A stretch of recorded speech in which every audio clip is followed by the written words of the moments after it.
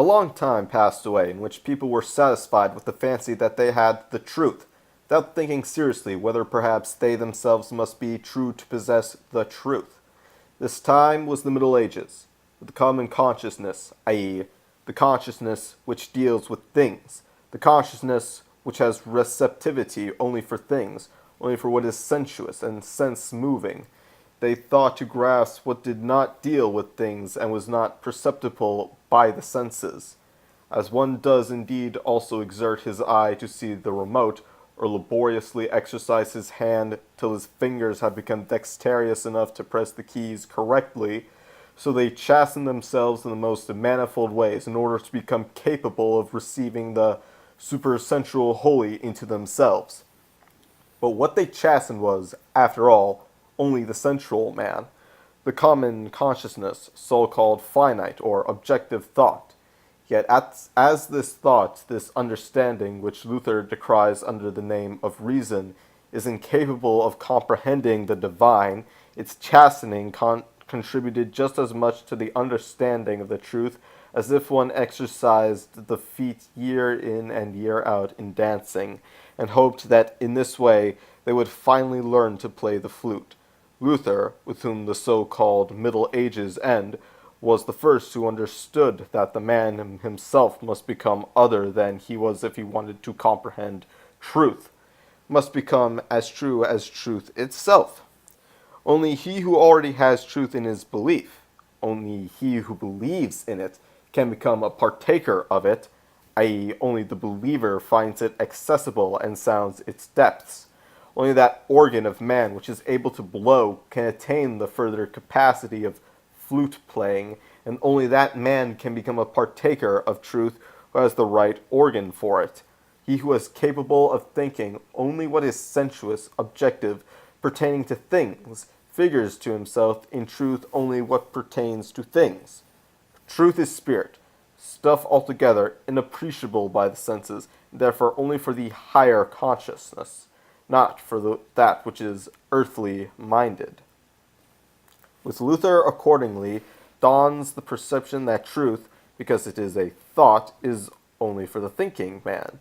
And this is to say the man must henceforth take an utterly different standpoint to wit, the heavenly, believing scientific standpoint, or that of thought in relation to its object, the thought, that of mind in relation to mind. Consequently, only the like apprehend the like. You are like the spirit that you understand.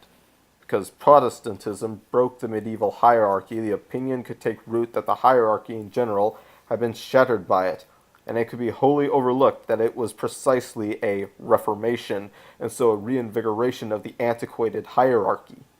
The medieval hierarchy had been only a weakly one, as it had to let all possible barbarism of unsanctified things run on uncoerced beside it, and it was the Reformation that first steeled the power of hierarchy. If Bruno Bauer thinks, as the Reformation was mainly the abstract rending of the religious principle from art, state, and science, and so its liberation from those powers with which it had joined itself in the antiquity of the Church and in the hierarchy of the Middle Ages, so too the theological and ecclesiastical movements which proceeded from the Reformation are only the consistent carrying out of this abstraction of the religious principle from the other powers of humanity. I regard precisely the opposite as correct, and think that the dominion of spirits or freedom of mind, which comes to the same thing, was never before so all-embracing and all-powerful, because the present one, instead of rending the religious principle from art, state, and science, lifted the latter altogether out of secularity into the realm of spirit and made them religious. Luther and Descartes have been appropriately put aside in their "He who believes in God" and "I think, therefore I am," cogito ergo sum. Man's heaven is thought, mind. Everything can be wrestled from him, except thought, except faith. Particular faith, like faith of Zeus, a star, Jehovah, Allah, may be destroyed, but faith itself is indestructible. In thought is freedom. What I need and what I hunger for is no longer granted to be by any grace, by the Virgin Mary, by intercession of the saints, or by the binding and loosing church, but I procure it for myself. In short, my being, the sum, is a living in the heaven of thought, of mind, a cogitaire. But I myself am nothing else than mind, thinking mind, according to Descartes, believing mind, according to Luther. My body I am not. My flesh may suffer from appetites or pains. I am not my flesh, but I am mind, only mind. This thought runs through the history of the Reformation like today. Only by the more modern philosophy since Descartes has a serious effort been made to bring Christianity to complete efficacy, by exalting the scientific consciousness to be the only true and valid one. Hence it begins with absolute doubt, dubitaire, with grinding common consciousness to atoms, with turning away from everything that mind, thought, does not legitimate. To it nature counts for nothing, the opinion of men, their human precepts, for nothing, and does not rest till it has brought reason into everything and can say, the real is the rational, and only the rational is the real. Thus it has at last brought mind, reason to victory, and everything is mind, because everything is rational, because all nature, as well as even the most perverse opinions of men, contains reason, for all must serve for the best, i.e., lead to victory of reason. Descartes' dubitaire contains the decided statement that only cogitaire, thought, mind, is. A complete break with common consciousness which ascribes reality to rational things. Only the rational is, only mind is. This is the principle of modern philosophy, the genuine Christian principle. Descartes, in his own, discriminated the body sharply from the mind, and the spirit 'tis that builds itself the body, says Goethe. But this philosophy itself, Christian philosophy, still does not get rid of the rational, and therefore inveighs against the merely subjective, against fancies, fortuities, arbitrariness, etc. What it wants is that the divine should become visible in everything, and all consciousness become a knowing of the divine, and man behold God everywhere. God never is without the devil.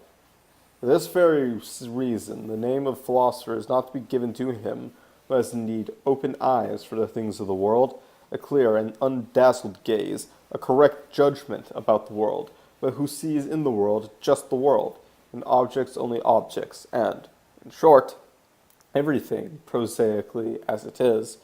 But he alone is the philosopher who sees, and points out, or demonstrates, heaven in the world, the supernal in the earthly, the divine in the mundane. The former may be ever so wise, this is no getting away from this. What wise men see not by their wisdom's art is practice simple by childlike heart. It takes the childlike heart, this eye for the divine, to make a philosopher. The first name, man, has only a common consciousness, but he who knows the divine and knows how to tell it has a scientific one. On this ground, Bacon was turned out of the realm of philosophers, and certainly what is called English philosophy seems to have got no further than to the discoveries of so-called clear heads, e.g. Bacon and Hume. The English did not know how to exalt the simplicity of the childlike heart to philosophic significance, did not know how to make philosophers out of childlike hearts. This is as much to say, their philosophy was not able to become theological or theology, and yet it is only as theology that it can really live itself out, complete itself.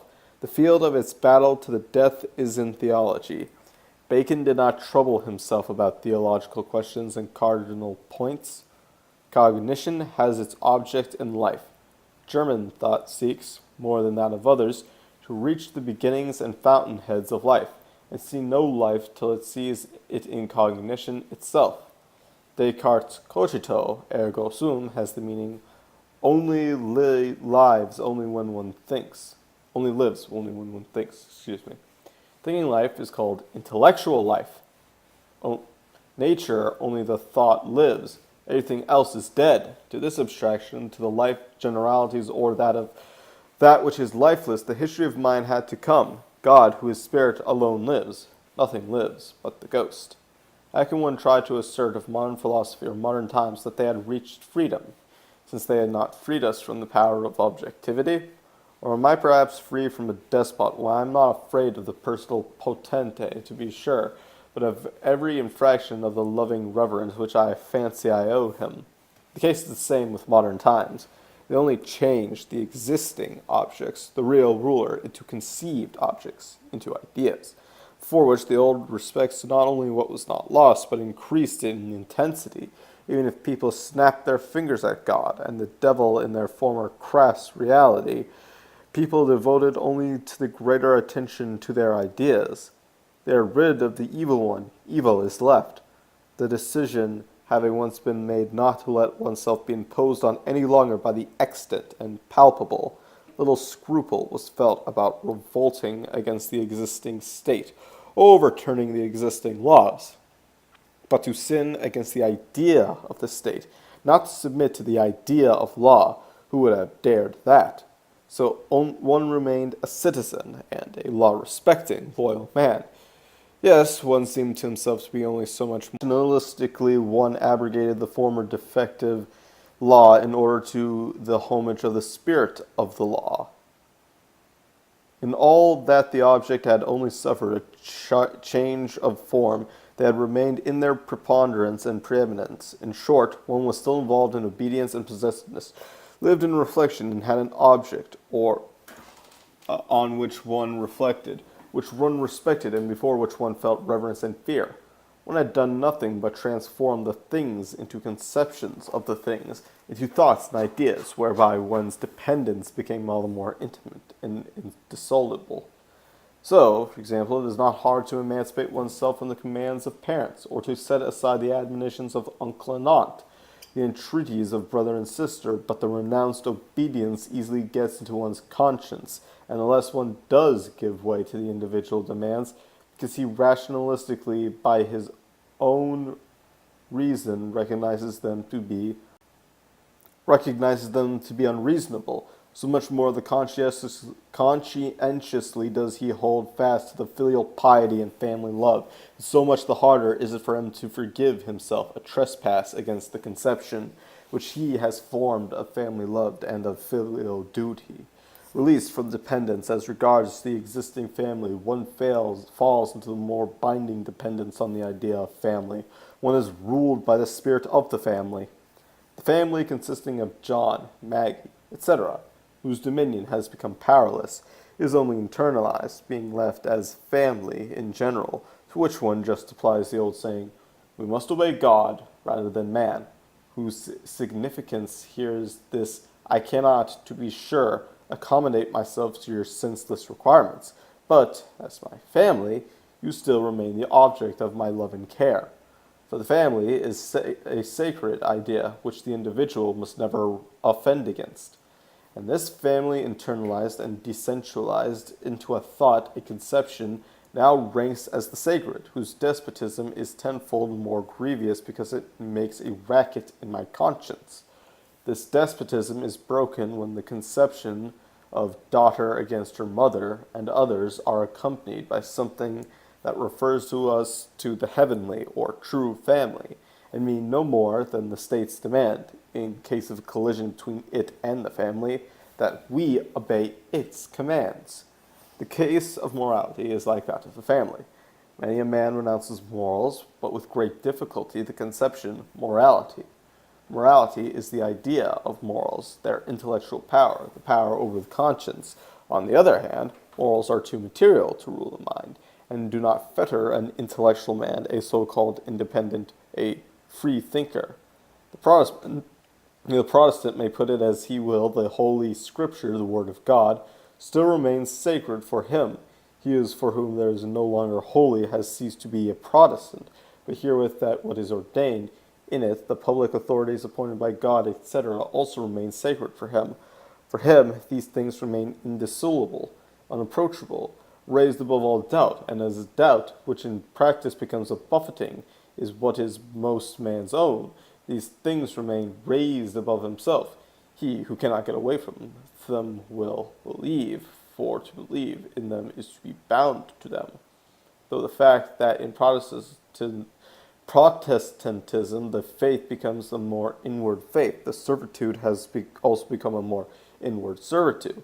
One has taken those sanctities up to himself, entwined them with all his thoughts and endeavors, made them a matter of conscience, constructed out of them a sacred duty for himself.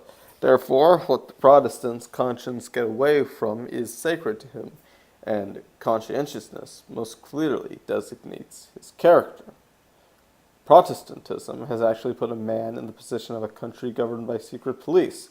The spy and eavesdropper, conscience, watches over every motion of the mind, and all thought and action is for it a matter of conscience, i.e., police business, the tearing apart of man into natural impulse and conscience, inner populace and inner police, is what constitutes the Protestant. The reason of the Bible, in place of the Catholic reason of the Church, ranks as sacred, and this feeling and consciousness that the word of the Bible is sacred is called conscience. With this, then, sacredness is laid upon one's conscience. If one does not free himself from conscience, the consciousness of the sacred, he may act unconscientiously indeed, but never conscientiously. The Catholic finds himself satisfied when he fulfills the command. The Protestant acts according to his best judgment and conscience. The Catholic is only a layman. The Protestant is himself a clergyman. Just this is the progress of the Reformation period beyond the Middle Ages, and at the same time its curse, that the spiritual became complete. What else was the Jesuit moral philosophy than a continuation of the sale of indulgences? Only that the man who was relieved of his burden of sin now gained also an insight into the remission of sins, and convinced himself how really his sin was taken from him, since in this or that particular case it was so clearly no sin at all that he committed.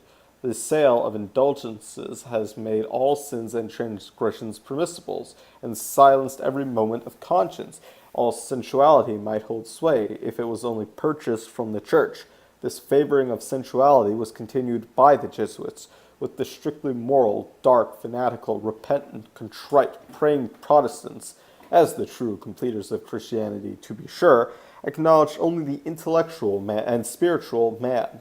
Catholicism, especially the Jesuits, gave aid to egoism in this way, found involuntary and unconscious adherence within Protestantism itself, and saved us from the subversion and extinction of sensuality. Nevertheless, the Protestant spirit spreads its dominion rather farther and farther, and as beside it the divine, the Jesuit spirit represents only the diabolic, which is inseparable from everything divine. The latter can never assert itself alone, but let us look on and see how in France the Philistinism of Protestantism wins at last, and Mainz is on top.